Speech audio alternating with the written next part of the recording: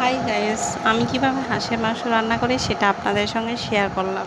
প্রথমে কড়াইয়ে তেল দিয়েছি, তেজপাতা দিয়েছি, পেঁয়াজ দিয়েছি, শুকনো মরিচ দিয়েছি। এটা সুন্দরভাবে হালকা করে ভেজে নিব। ভেজে নেওয়ার পরে সব মশলাগুলো দিয়ে দিয়েছি। মশলা হচ্ছে আদা বাটা, রসুন বাটা, হলুদ গুঁড়ো, মরিচ গুঁড়ো, তারপরে জিরা, এগুলো সব দিয়ে সুন্দরভাবে কষিয়ে নিয়েছি। তো দেখতে পাচ্ছেন কি সুন্দরভাবে কষানো হয়ে গিয়েছে। এখন মাংসটা এটার মধ্যে ঢেলে দিব, দিয়ে সুন্দরভাবে কষিয়ে নিব। আর হাঁসের মাংস সুন্দরভাবে কষালে খেতেও ভালো হয়, একটা গন্ধ থাকে, সেই গন্ধটাও চলে যায়। এই জন্য আমি যখন হাঁসের মাংস রান্না করে থাকি তখন সুন্দরভাবে এটা কষিয়ে নিই, কারণ কষাইতে গেলে কষানো হয়ে গেলে দেখবেন যে মাংসটা কি সুন্দরভাবে সিদ্ধ হয়ে আসছে। এই সময় তো দেখতে পাচ্ছেন কি সুন্দর একটা কালার চলে আসছে এবং মনে হচ্ছে যে সব মশলাগুলো মাংসের মধ্যে ঢুকে গিয়েছে।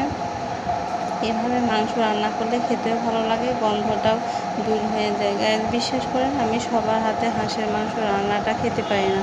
আমি অনেক দিন ট্রাই করেছি যে বাহিরে গিয়ে কালাইয়ের রুটিতে হাঁসের মাংস খাবো, কিন্তু কখনোই খেতে পারি না। হাঁসের মাংসর কথা মনে হলে হোটেলে দেখলেই মনে হয় লোমগুলো এত সুন্দরভাবে চাড়া দিয়ে থাকে, খাবার রুচিটাই নষ্ট হয়ে যায়। কখনোই ইচ্ছা করে না যে এই খাবারটা খেতে পারে। আর হোটেলের মাংস পরিষ্কার কেমন হতে পারে আপনারা তো নিশ্চয়ই জানেন। এই জন্যে আমি ইচ্ছা করলেও হোটেলের হাঁসের মাংস খেতে পারি না। তাই যতই কষ্ট হোক, হাঁসটা পরিষ্কার করা কিন্তু অনেক কষ্টের একটা ব্যাপার। তারপরেও আমি বাসাতেই পরিষ্কার করি এবং বাসাতে রান্না করে খাওয়ার ট্রাই করি। এই তো দেখতে পাচ্ছেন কি সুন্দর একটা কালার চলে আসছে। এটার মধ্যে আমি ঝোল দিয়ে দিব। ঝোল দিয়ে দেওয়ার পরে যখন মাংসটা হয়ে আসবে তখন আমি ব্যবহার করব জিরা গুঁড়ো আর হলুদ, জিরা গুঁড়ো আর ধনে গুঁড়ো। এই দুইটা দিলে তরকারির কালারটা সুন্দর আসে এবং খেতেও অনেক টেস্টি হয়, অনেক ভালো লাগে। দেখেন কি সুন্দর একটা কালার চলে আসছে। আপনারা কীভাবে রান্না করেন সেটা তো আমি জানি না। আমি কীভাবে হাঁসের মাংস রান্না করি সেটা আপনাদের সঙ্গে শুধুমাত্র শেয়ার করেছি।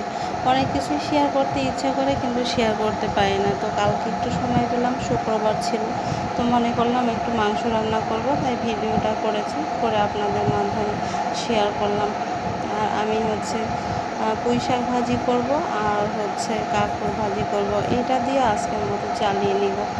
এই তো ঝোলটা দিয়ে দিলাম। এখন কিছুক্ষণ সিদ্ধ করতে হবে, কারণ আমার মাংসটা সিদ্ধ হয়ে আসছে, একটু হালকা পরিমাণে সিদ্ধ হয়ে আছে। তারপরে আর একটু সিদ্ধ হলে তারপরে এটা নামিয়ে নিয়ে এই দুইটা মশলা ব্যবহার করব। তারপরে আপনাদের সঙ্গে শেয়ার করব আমার রান্নাটা কেমন হয়েছে। আপনারা তাহলে রান্না দেখলে অনেক কিছু বুঝতে পারবেন যে আসলে রান্নাটা কেমন হয়েছে, খেতে কেমন লাগবে। আমি কিন্তু হাঁসের মাংস খেতে খুব পছন্দ করি গাইস, বিশ্বাস করেন।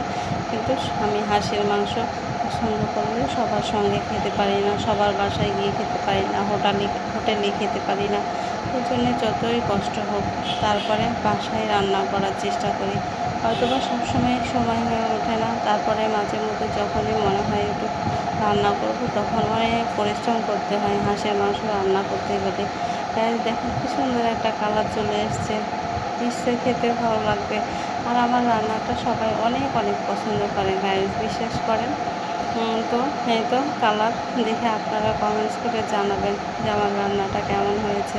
এই তো এখানে কাঁকরোল ভাজি দিয়েছি, কাঁকরোলটা ভাজি হওয়ার মধ্যেই তারপরে আমি একটু পুঁই শাকটা ধুয়ে নিয়েছি, পুঁই শাকটাও রান্না করে নিব।